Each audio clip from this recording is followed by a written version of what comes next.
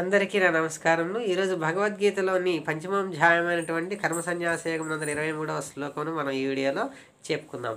23వ శ్లోకము. శక్నోతి హైవ యః సోఢుం ప్రాక్ శరీర విమోక్షణాత్ కామక్రోధోద్భవం వేగం సయుక్తః ససఖీ నరః. చూడండి ఎంత చక్కగా చెప్తున్నారు శ్రీకృష్ణ పరమాత్మ అర్జునునితో అంటున్నారు. చాలా అద్భుతమైనటువంటి శ్లోకం. ఈ శరీరము విడవకముందే అనగా జీవించి ఉండగానే మరి ఆ శరీరంలో ఉద్భవించేటువంటి కామ క్రోధాదులను ఎవరైతే అదుపులో ఉంచుకోగలరో అటువంటి వారు నిజమైనటువంటి సుఖీ యోగి అని పిలుస్తారట.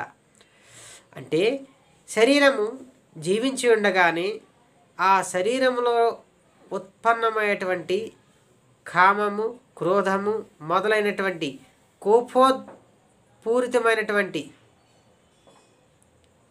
వాటిని పూర్తిగా కూడా అదుపులో ఉంచుకొని వాటిని బయట పడనీయకుండా ప్రశాంతంగా శాంతముగా ఆలోచిస్తూ వారి యొక్క కర్మలను చేసుకుంటూ వెళ్ళేటువంటి వాడే నిజమైనటువంటి సుఖి. అటువంటి వాడే నిజమైనటువంటి యోగి.